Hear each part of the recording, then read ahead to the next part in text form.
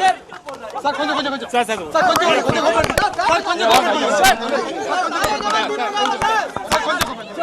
One question sir.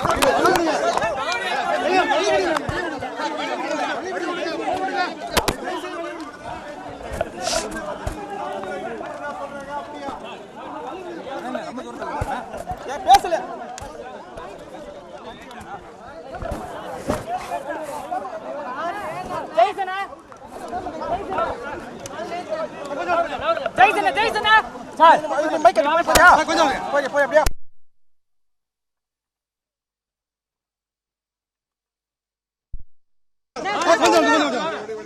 கொஞ்சம் நீங்க அப்படி போயிட்டு அந்த பக்கம் சைடுல சைடு இருங்க சார். பின்னாடி சார் நீங்க வழி விடுங்க, கிட்ட இருங்க சார், கொஞ்சம் வழி விட்டு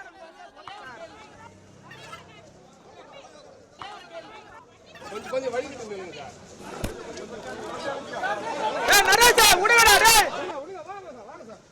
வழி விட்டுங்கடா, போட்டா வழி விட்டு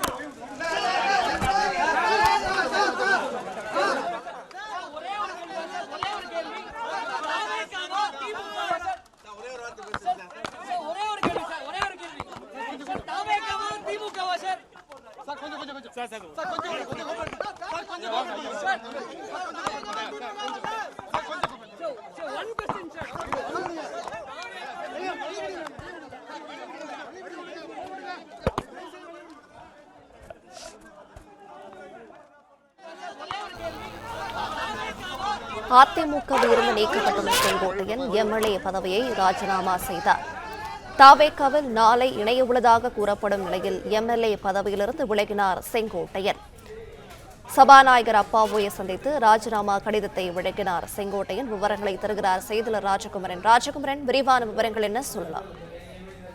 கிட்டத்தட்ட ஒரு அரை மணி நேரம் அளவிற்கு இருவருக்கும் இடையிலே இந்த ஆலோசனை நடைபெற்றிருக்கின்றது. அமைச்சர் சேகர் பாபு முன்னாள் அமைச்சர் செங்கோட்டையனை சந்தித்து பேசியிருக்கின்றார். தலைமைச் செயலகத்திலே, சபாநாயகர் அறை உள்ளிட்ட இடங்களில் அந்த அரை மணி நேர சந்திப்பு நடைபெற்று முடிந்திருக்கின்றது. இதில் பல்வேறு தகவல்களை சேகர் பாபு செங்கோட்டையனிடம் பரிமாறிக் கொண்டிருக்கின்றார்.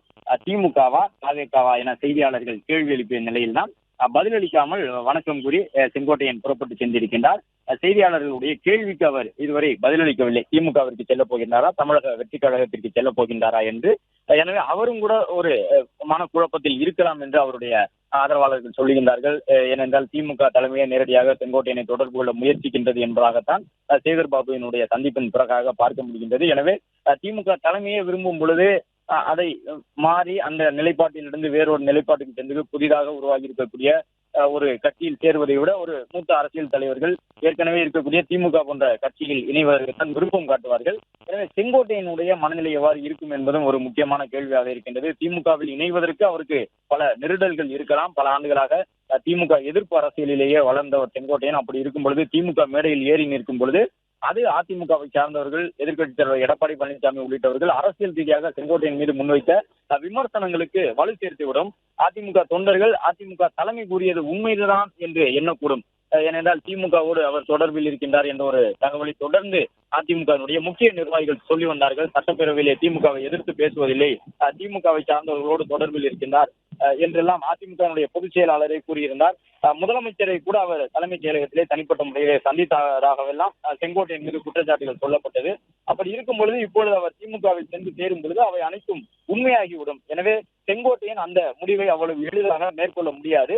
அதே நேரம் தமிழக வெற்றி கழகம் என்கின்ற ஒரு கட்சி வலிமையாகத்தான் இருக்கின்றது. இன்னும் முதல் தேர்தல் அவர்கள் சந்திக்கவில்லை. தமிழ்நாடு முழுவதும் விஜய்க்கு ஒரு மிகப்பெரிய ரசிகர் பட்டாளமாக இருந்தவர்கள் தொண்டர்படையாக இன்று இருக்கின்றார்கள். எனவே தாவேகாவும் இந்த தேர்தலிலே ஒரு பெரிய முக்கியமான பங்களிப்பை செய்ய போகின்றது என்பது மாற்று கருத்து இல்லாமல் அனைத்து அரசியல் நிபுணர்களால் ஏற்றுக்கொள்ளக்கூடிய கருத்தாக இருக்கின்றது. அரசியல் விமர்சகர்களால் பிளே ஸ்டோர் மற்றும் ஆப் ஸ்டோரில் இருந்து பாலிமர் செயலியை QR கோடு மூலம் பதிவிறக்கம் செய்யுங்கள். செய்திகளை உடனுக்குடன் பெறுங்கள்.